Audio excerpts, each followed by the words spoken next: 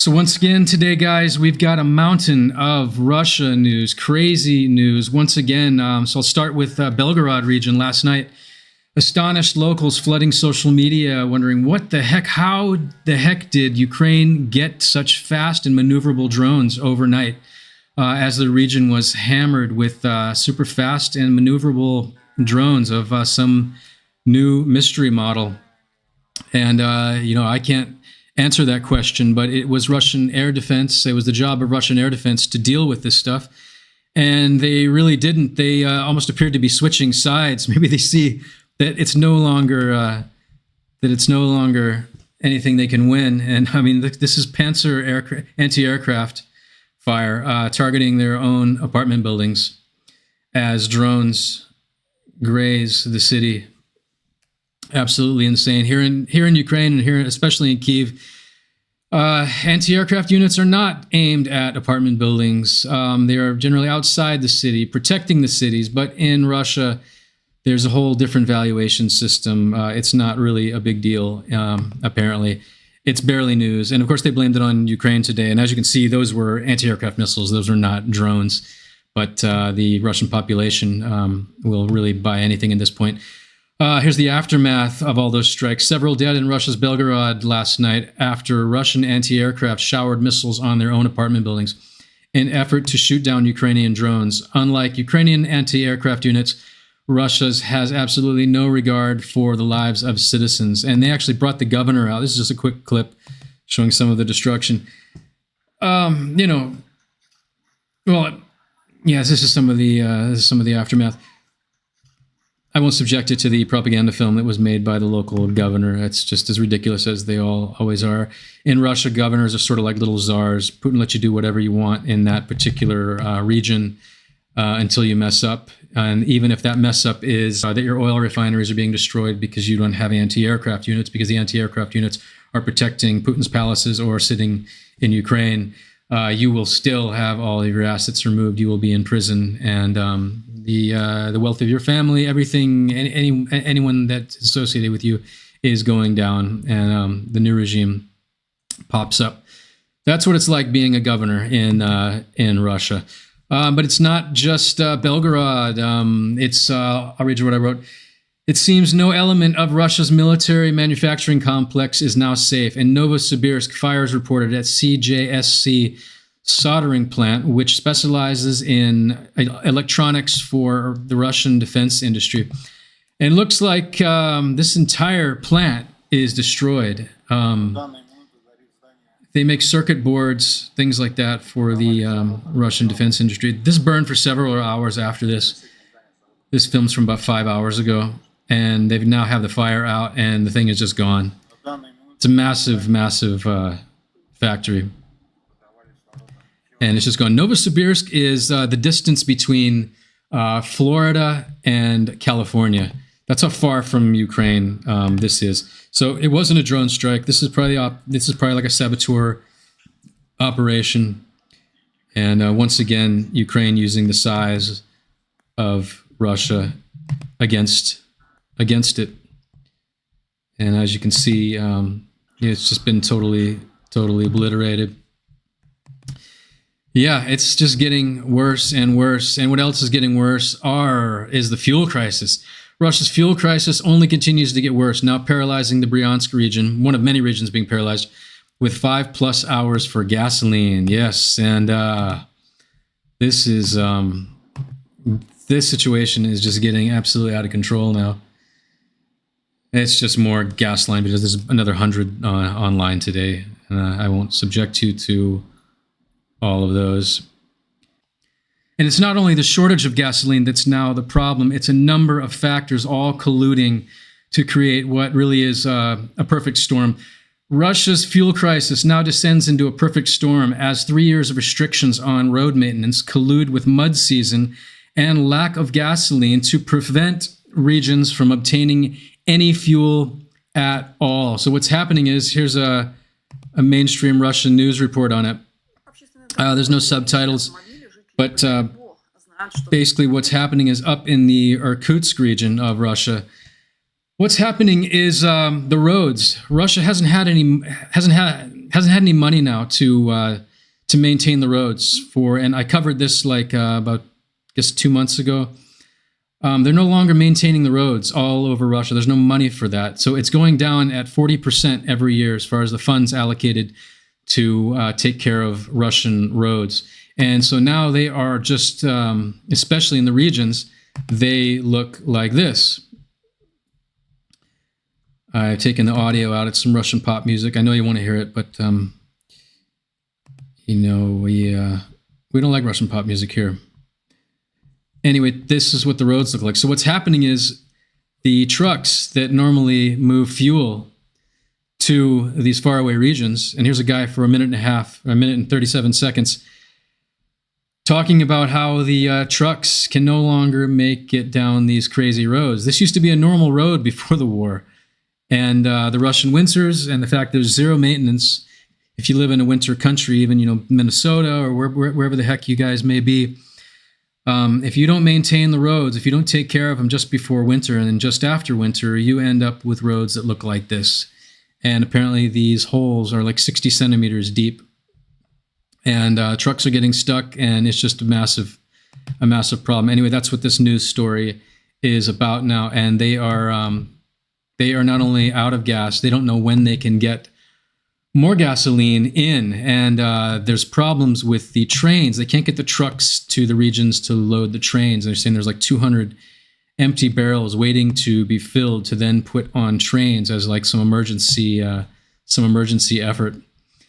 Yeah, so it's just getting worse and worse. So Putin has called his old buddy Lukashenko to alleviate the situation. Belarus ramps up fuel exports to gasoline-thirsty Russia. So it's not only North Korea that is holding up the Russian war machine now. It is Belarus. So I looked it up. Belarus has only 8% the refining capacity as Russia. 30 to 40% of Russia's refining capacity is offline. So even if Belarus has decided to allocate, say, a third of its refining capacity, that's like, 3% for Russia. So I'll read it to you. Belarus ramps up fuel exports to gasoline-thirsty Russia.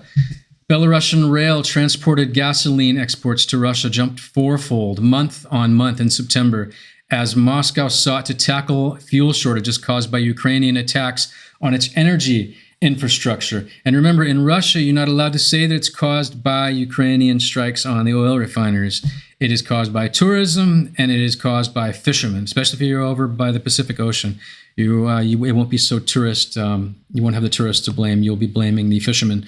Moscow has also restricted gasoline and diesel exports. Several Russian regions have introduced rationing and have temporarily frozen fuel prices in recent weeks amid a scarcity of popular types of gasoline brought on by the drone strikes. And Lukashenko himself, the dictator, is not wasting any time to get ahead of the curve here. Like, this is insane. The Belarusian dictator has officially forbidden citizens from raising prices on anything. This downfall, this is from the Ukrainian government saying this, this downfall is going to be even more entertaining than anyone expected. And here is the man himself. There you go. Listen, people don't give a damn about your macro. Starting October 6th, any price increase is prohibited. It is prohibited. Starting today, not tomorrow, today, so that they don't increase prices in a day. Then they will say, listen, we raised the prices on October 6th. Therefore, the price increase is prohibited starting today. So let me explain to you and God forbid someone will do something retroactively on the books. And remember, you will not go, if you live in Europe, you cannot throw a stone without hitting someone that has fled Belarus following the 2020 protests, in which this motherfucker right here locked up a bunch of people, 1 million people maybe, and they are just wasting away in prisons, tortured, disappeared. You will not meet anyone that doesn't have a relative, a loved one, a husband, a wife, a brother that is currently locked up somewhere in the new Gulag archipelago that is basically the Belarusian state. This is a very, very, very bad guy. If you remember in 2020, they held fake elections, and it was clear that Lukashenko, you couldn't find anyone that voted for this guy. And he just decided to come out and say, hey, I got 83% of the votes. And they did this propaganda video where he was on a helicopter with a Kalashnikov. Millions of people flooded into Minsk from all over the country. The largest protests in the history of the country. And basically, this was before the war. So this is when dictators could still call Putin, like Maduro did a year before that. This is when dictators could still call Putin, and Putin would come in and he would take over your propaganda machine, and he would send in snipers and troops, as they did just down the street here in Kyiv, and murder people to keep the regime in power. It didn't work here in Ukraine, and it almost didn't work here in Belarus, but he did win. And so those people just fled the country. And so all over Europe now, there are people everywhere. I don't even know how many people I know that they're now living in, Poland or Ukraine or France or Germany, whatever, Scandinavia. And if you even attended a protest at that time, they used facial recognition software. They came, they would jail your family. They're really bad. I mean, one guy he was a journalist. He was flying over on a Ryanair flight a year before the protest. This is how hardcore they are. It was flying over Belarus on a Ryanair flight, going from I believe he was on vacation in Greece and flying back to Lithuania. And the Ryanair flight flew over Belarus. And so Belarus, the dictator, sent up fighter jets to escort this Ryanair flight to land in Minsk. And they took this guy off the plane. And they brought him to some sort of facility, and they basically tortured him until he came out as pro-regime. And I don't know what the end of that story was, but he was a journalist. He was critical of the regime. He had fled Belarus. That is the type of regime we are dealing with here. And it only exists because Russia still exists. So now he's paying back Putin, saying, look, yes, I will send you some gasoline, but it's really just, it's all PR because it's not going to be enough gas to make up for the Ukrainian drone strikes. Ukraine is hitting these things every night, and it's not going to slow down. And another colony that is now in trouble, Putin's colony of Transnistria, is going bankrupt. Russia's attempt to rig last month's Moldovan election was the last chance to keep the colony in Moscow's grip with aim of invading Ukraine's Odessa region from it. It's over. This is Transnistria. It's a little area that is sandwiched between Ukraine and Moldova, with Romania over here. This is why Russia was so willing to spend 180 million euros trying to rig the Romanian presidential election and the Romanian parliamentary elections. It didn't work, and they spent a lot of money. They had a backup plan to overthrow the government. Houses full of explosives were found. Houses full of cash, caches of cash, if you will. And then they tried Moldova also twice, the parliamentary election and the presidential election. Neither worked. They spent even more money in Moldova. They did that because of Transnistria. Transnistria, when the USSR collapsed, what happened was Transnistria, Russians had a military base there, and they decided that, hey, let's try to take over Moldova. This is 1992. So they armed, quote, separatists, but there's usually a lot of Russians involved when they do these, quote, separatist operations. And they started a war, and the war lasted about, 2 years. And anyway, this is what they ended up locking down, is this little strip. Russia, they haven't had a very good success rate, but they're now occupying, their 2008 job, and they're in Georgia. They only seized 20% of the country. Later, their real success was basically seizing control of the government. But here they failed to do either. And it's all because brave Ukrainians are keeping all of Russia's resources very, very busy here in Ukraine. And just to show you what's going on here in Transnistria, the separatist regime in Tiraspol, that's the capital of Putin's colony of Transnistria, could capitulate. Anyone who wants to see the last Soviet landscape in the USSR museum can go to Transnistria in the next 2 months. That's basically how long this analyst believes that Transnistria is going to be a thing. They are out of gas, they are out of money, and Russia tried to take over Moldova and Romania to then use that to take over, to join the whole thing together, Transnistria, and a big friendly party with Romania and Moldova, to then raise troops and, best case scenario or worst case scenario for Ukraine, to then invade the Ukraine's Odessa region, to meet up with troops that are just east of the Odessa region, the Russian troops. So the region is now bankrupt, and I won't read you the whole article. You can look it up. But they really thought they were going to get control of Moldova, and now that they don't, they're out of gas. They were basically, the whole thing just survived on cheap, free, subsidized Russian gas. That's why Transnistria existed. And so Putin has lost Syria. He will eventually lose Georgia. He has lost Ukraine forever. It's just dominoes, and it's only getting worse. Transnistria is going to be a big PR hit for the Russians. And it's not only the colony of Transnistria that has fallen. I covered the other day, the protests in Georgia are only growing. In Tbilisi, protests against the Russian-backed government continue. And this is just growing protests here in Tbilisi against the Russian-backed government. A lot of American flags, EU flags. They want freedom. These people don't want the damn Russians running their lives and bringing their kleptocratic bullshit to these free people. They have no interest in that. Right now, they don't have much of a choice. But the guy that runs Georgia is one of Putin's boys, and he is not having a good time right now, visibly nervous in all the recent interviews, and things are not going well. That's just an update on Georgia. And it's not only Georgia and Transnistria and all these other places that are falling out of Putin's grasp. One of Russia's main supply routes from China has been cut down. From today, the border with Kazakhstan is fully stopped. Over 5,000 trucks are stuck. Inspections are ongoing, and goods are being confiscated.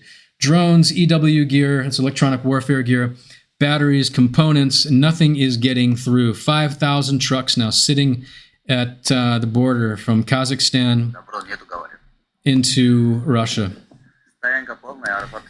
And this is dual-use goods, meaning that it can it's products like drones. It could be military, it could not be military. And these lines have been growing for the past week. I think it was October 1st is when they started implementing these controls. Kazakhstan is kind of sick of the whole thing. They play nice with Russia because they're making some cash, but in general, I don't know. I mean, they're harboring ancient territorial grievances. I don't think, it's not going to go well. These countries have Putin's balls in a vice at this point. And you say, well, at least the Russian stock market's doing okay, right, guys? Oh, well, no, this is only a month and it's off. How much? We were at 2,900 just a month ago, 2,960, almost 3,000. Now we're at 25. Yeah, things are not going well in Putin's hellscape. And this is kind of wild. So in Russia, what they're doing right now, it's they're not only clearing out the prisons to send people into Ukraine. They say, look, we'll shorten your sentence. You go into Ukraine for a month. But these are the lowest of the low in terms of the pecking order. These guys will be first wave assault, no training. But what they're doing is they take migrants and charge them with fake drug crimes or anything. Maybe you stole something, whatever. They round these guys up, migrants. They go into shopping malls, round up guys, and it's like a 98.9 conviction rate. And they run these guys through the fake court system, and they end up in Ukraine. And we Ukraine caught an Indian guy the other day. I'll just let you read it. The Ukrainian military captured a 22-year-old Indian who fought on the side of the Russian Federation. And he says his name. And I am 22 years old. I am a student. I came to Russia to study at university. Then I was put in prison for drugs. I was sentenced to 7 years. I did not want to stay in prison, so I signed a contract for the special military operation to try to escape. They said, serve 1 year and you will be released and sent home. Some said I would receive 100,000 rubles. Others said 500,000, and some said 1.5 million. They did not give me anything. In short, everyone there are liars. Last month, in September, I practiced at the training ground. I was there for 16 days. How to hold a machine gun, shoot once or twice. That's all. How to throw a grenade. And that's all training. On September 30th, 4 days ago, I was transferred to the green zone. The next day, October 1st, the commander asked, "Are you ready?" There were three of us. We got ready and went into the assault. We walked 3 to 3.5 kilometers and we had to dig a dugout. I realized I had to run away. I told the commander, "I don't want to dig. I'm very tired. My legs hurt. My heart hurts." We had a conflict. He told the others, "Take away his radio and let him go. Let him go the hell out of here." I heard it myself. That's normal. He took the radio and we took different ways. After 2 or 3 kilometers, I came across a Ukrainian dugout. I approached, immediately put down my machine gun and said, "I don't want to fight. I need help. I didn't kill anyone. I didn't harm anyone. I've only been here for 3 days. I didn't want to fight. I just wanted to escape. I don't want to go back to Russia. There is no truth there. I'd rather go to prison here. And if possible, I want to be sent home to India." Yeah, there is no truth there. You know, that's the, I think to me, that's the, anyone who has experienced the wonders of the Russian world, that's the one thing that you come away with. There is no truth. So a further entry in the Dumbass Chronicles, we have, this is a British guy that apparently went over, he has a long history of actual Nazism and prison time in the UK. And he was deluded to the point by Kremlin propaganda, apparently, that he is now in Russia, fighting on the side of Russia against Ukraine. I'll just read you some of it. Russian propaganda never misses a chance to quote a foreign mercenary, no matter how dumb their statement is. Volunteer Aidan Minnis from Britain, who was participating in the special military operation on the side of Russia, told RIA Novosti that the Ukrainian front will likely collapse within the next year. You have to see, like, this guy is, I guess he's probably one of the more entertaining of the British morons that we've had, the Western morons that have gone over. We got to get audio on this because it's too cool. Yeah, right. They sent me over here. Like, okay. He burns his British passport.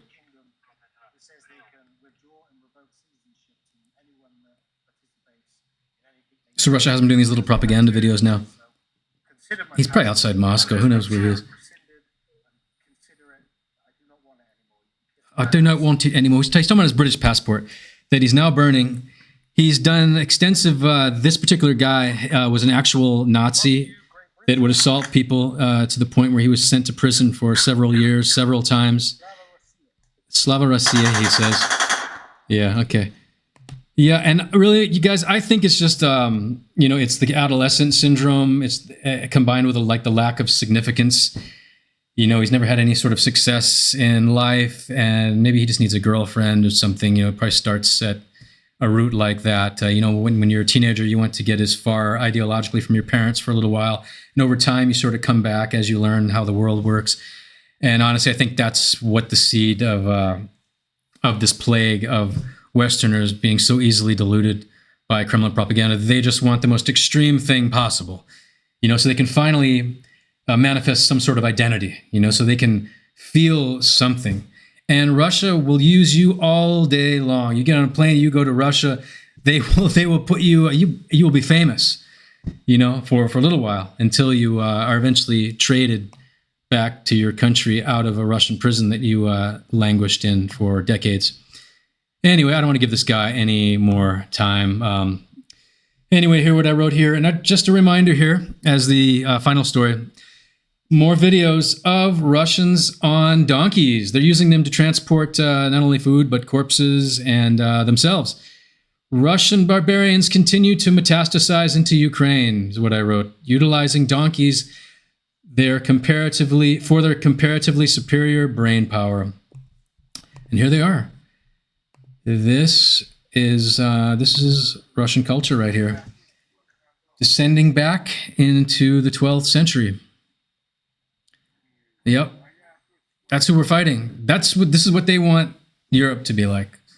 So unless you as a country are actually arming Ukraine, if you're not arming Ukraine, this is the future that Russians want for your civilization, for Western civilization, while they live in palaces, the 0.001%.